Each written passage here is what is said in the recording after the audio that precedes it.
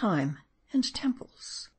In the oriental pilgrimage of the pious old Purchas, and in the fine old folio voyages of Hakluyt, Thévenot, Ramusio, and Brie, we read of many glorious old Asiatic temples, very long in erecting, and voracious Gaudentia de Lucca hath a wondrous narration of the time consumed in rearing that mighty 375-pillared temple of the year, somewhere beyond Libya, whereof the columns did signify days, and all round fronted upon concentric zones of palaces, cross-cut by 12 grand avenues, symbolizing the signs of the zodiac, all radiating from the sun-dome in their midst. And in that wild eastern tale of his, Marco Polo tells us how the great Mogul began him a pleasure palace on so imperial a scale that his grandson had much ado to complete it. But no matter for marveling all this, great towers take time to construct, and so of all else. And that which long endures full-fledged must have long lain in the germ, and duration is not of the future but of the past, and eternity is eternal because it has been, and though a strong new monument be built today, it only is lasting because its blocks are old as the sun. It is not the pyramids that are ancient, but the eternal granite whereof they are made, which had been equally ancient, though yet in the quarry. For to make an eternity we must build with eternities, whence the vanity of the cry for anything alike durable and new, and the folly of the reproach, your granite hath come from the old-fashioned hills. For we are not gods and creators, and the controversialists have debated whether indeed the all-plastic original and the very suns must to their source for their fire, and we Prometheuses must to them for ours, which, when had, only perpetual vestal tending will keep alive. But let us back from fire to store. No fine firm fabric ever yet grew like a gourd. Nero's house of gold was not raised in a day, nor the Mexican house of the sun, nor the Alhambra, nor the Escurial, nor Titus's amphitheater, nor the Illinois mounds, nor Diana's great columns at Ephesus, nor Pompey's proud pillar, nor the Parthenon, nor the altar of Belus, nor Stonehenge, nor Solomon's temple, nor Tadmor's towers, nor Susa's bastions, nor Persepolis's pediments.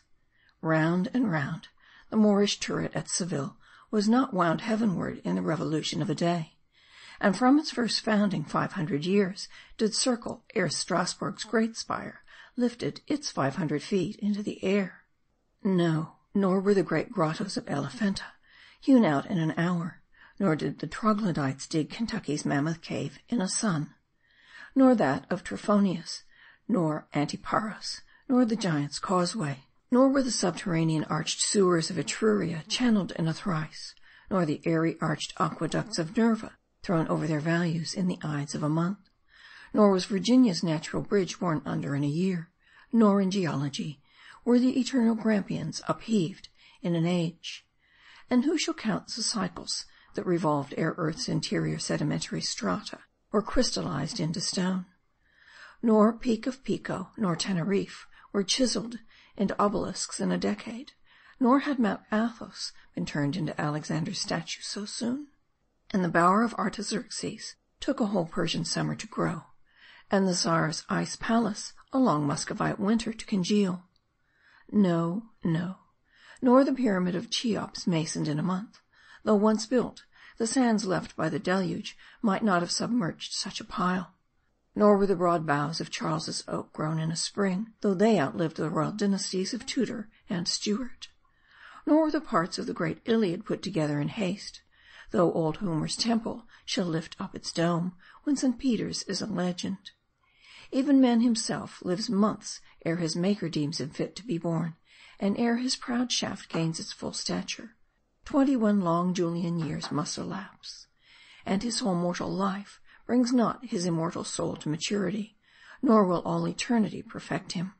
Yea, with uttermost reverence as to human understanding, increase of dominion seems increase of power, and day by day new planets are being added to Elderborn Saturn, even as 6,000 years ago our own Earth made one more in this system. So in incident, not in essence, may the infinite himself not be less than more infinite now, than when old Aldebaran rolled forth from his hand.